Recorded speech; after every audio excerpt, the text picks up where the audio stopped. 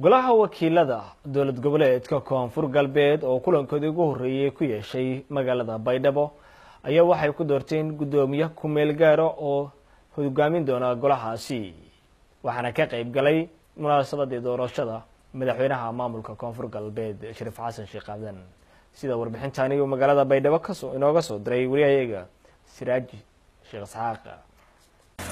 kulanka maanta ay ku yeesheen mudanayaasha baarlamaanka koonfur galbeed Soomaaliya magaalada Baydhabo oo ahaa kulankii ugu horeeyay ay yeesheen baarlamaanka koonfur galbeed Soomaaliya ayaa waxa ka soo qayb galay madaxweynaha maamulka koonfur galbeed Soomaaliya mudane Shariif Xasan Sheekh Aadan iyo qaar kamida wakiilo ka kala socday wasaaradda arrimaha gudaha ee dowladda federaalka Soomaaliya iyo urur goboleedka IGAD. kulanka intii uu socday ayaa mudanayaasha baarlamaanka waxa halkaasi ay ku doorteen gudoomiyaha ku meel gaarka baarlamaanka koonfur galbeed Soomaaliya oo noqday ninka ugu daaweyn baarlamaanka koonfur galbeed Soomaaliya. waxaa sidoo kale kulanka intii uu socday gudoomiyaha ku meel gaarka baarlamaanka Soomaaliya halkaasi uu ku magacaabay qaar kamida guddiga doorashooyinka gudoomiyaha baarlamaanka koonfur galbeed Soomaaliya.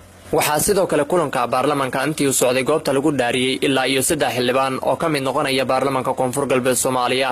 gudoomiyaha ku meel gaarka baarlamaanka koonfur galbeed Soomaaliya oo noqday ninka ugu daaweyn ee xildhibaanada baarlamaanka koonfur galbeed Soomaaliya laguna magacaabo Cabdulaahi Mursal oo goobta ka hadlay ayaa sheegay in si cadaalad ah uu ku hogaamin doono tan iyo inta laga soo dooranayo gudoomiyaha rasmiga ee baarlamaanka koonfur galbeed Soomaaliya.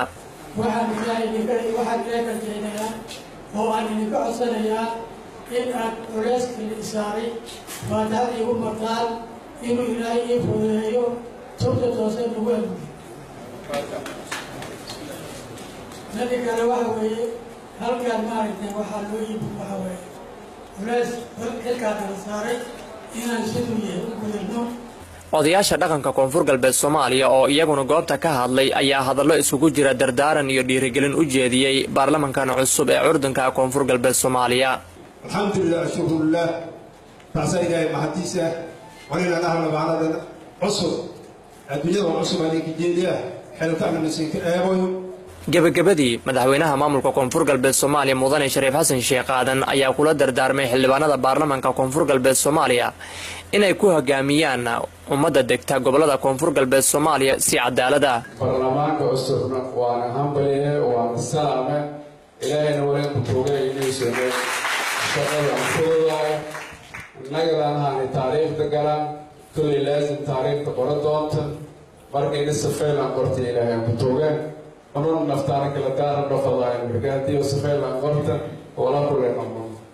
أتلا تاريخ السهام قرتي لها من الرجال ولا كلنا لنا مركلا يولي بتوعي على تاريخ رجالا تاريخ السفير لانغورتا اليوم رجالان يولي من إلهي فضاي برلمان مسهلا ورسهلا واحد أول سواي لو قبلا وجيك ما مرة كوفر كالبيت go'aanis oo qoran beero karo nooc kasta oo sidoo sidaan hadii feelay hadii xubin bisiisan diiday lahaa marka dartee warbadan ku fiirsashada soo faray. Siraaj Sheekh Isxaaq warbaahinta qaranka Soomaaliya magaalada Baydhabo.